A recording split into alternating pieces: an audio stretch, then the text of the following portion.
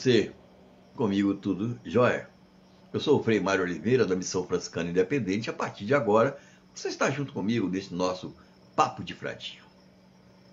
Abóboras esculpidas com olhos e boca, flamejantes, zumbis, esqueletos e fantasmas.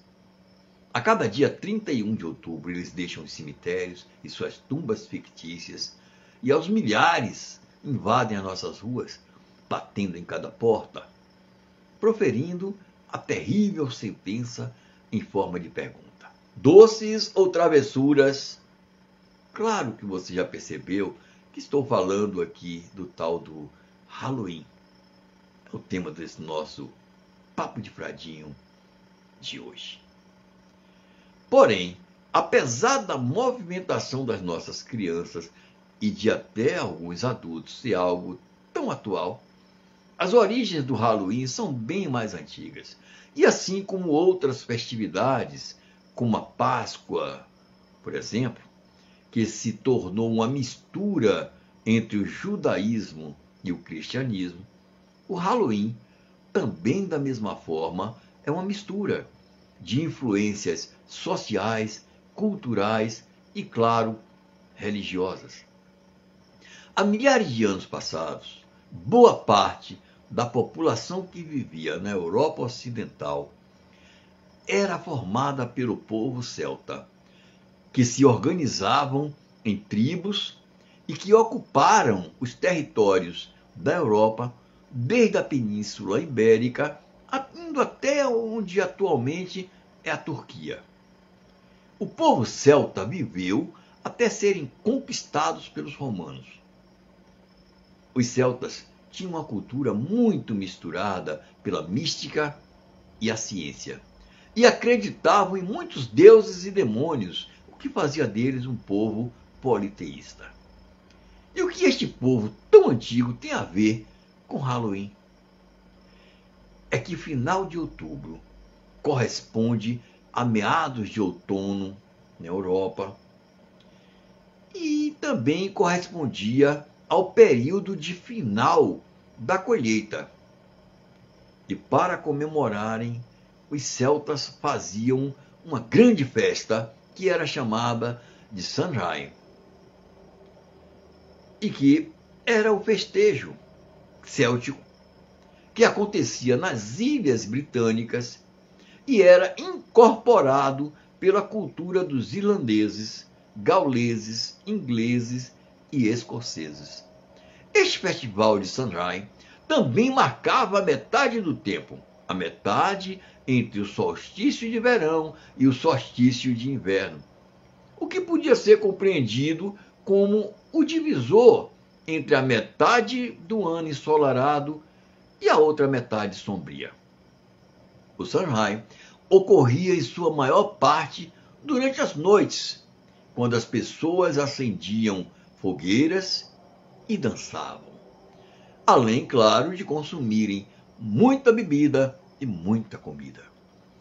Mas o festival, além de toda essa face cultural, tinha também um lado bastante religioso, no qual eram realizadas muitas oferendas e homenagens a diversos espíritos e seres sobrenaturais. A intenção dessa parte mística era de agradecer pela boa colheita, o que faria com que o povo celta pudesse atravessar com tranquilidade e sem maiores necessidades pelo período sombrio que estava a se iniciar. Mas aí nós deixamos o povo celta com suas crenças, com seus festivais, e damos um pulo até o período denominado de Alta Idade Média, quando a Igreja Católica Romana determina que um dia do calendário litúrgico passasse a ser para honrar a todos os santos e mártires católicos. Inicialmente, a data escolhida foi 13 de maio, tendo sido depois, por ordem do Papa Gregório III, mudada para o dia 27 de outubro. E foi posteriormente incluída no calendário do Império Romano, no ano de 835, pelo imperador Luís o Piedoso. Mas aí você que está assistindo agora a este nosso Papo de Fradinho, pode estar pensando que eu enlouqueci, já que a data em que os católicos comemoram como Dia de Todos os Santos é no dia 1º de novembro, e não em 27 de outubro. Era no calendário juliano, que depois foi substituído pelo calendário gregoriano, o que causou a mudança para 1º de novembro. A comemoração por todos os santos não apenas está presente no calendário da Igreja Católica, como também se encontra em outras igrejas, como as cristãs orientais, a anglicana e até na luterana, o que desespera e contradiz aos protestantes de outras denominações que não aceitam tal comemoração. Mas voltemos ao nosso tema. O Dia de Todos os Santos era antecedido na véspera por vigílias noturnas feitas em cemitérios, além, claro, de missas e orações e doações de alimentos que eram feitas como caridade cristã e que eram trocadas por pedidos de orações pelos santos ou por todas as pessoas falecidas. Mas eu estou sem entender a relação entre Halloween e o Dia de Todos os Santos. Isso você deve estar pensando, né? Calma, eu te explico. Como eu disse, pelo antigo calendário, a data de Todos os Santos era no dia 27 de outubro. Portanto, se sobrepunha à festa celta pagã de Samhain. O certo é que as duas festividades acabaram se somando e se fundindo. E o resultado disso foi o surgimento do Halloween, que é uma corruptela e que significa literalmente véspera do Dia de Todos os Santos. Olha, aqui eu preciso deixar claro que a palavra Halloween tem que ser escrita com A e não com E, como muita gente escreve. Com E, na verdade, é o nome de uma banda alemã de heavy metal denominada de Halloween, e que significa inferno. Aliás, esta banda tem em sua logomarca o desenho de uma cabeça de abóbora com olhos e boca, e que é um dos símbolos do Halloween. E por falar nas lanternas cabeça de abóbora, é preciso saber que elas são uma das principais imagens da data como é realizada atualmente. Mas a origem desse costume está diretamente relacionada a uma lenda irlandesa que fala de um bêbado muito metido a malandro chamado Jack. Acontece que esse tal de Jack, ao tentar trapacear o diabo, propondo uma barganha para poder viver mais, foi ficando com seu espírito condenado a vagar eternamente pela terra, trazendo na mão uma lanterna feita com um nabo esculpido e que tinha dentro um carvão aceso. No século XIX, o tal do nabo foi deixado de ser usado na comemoração do Halloween, dando seu lugar à abóbora, isso pelos imigrantes irlandeses nos Estados Unidos. Porque as abóboras no continente norte-americano eram e ainda são muito mais abundantes e baratas do que os nabos.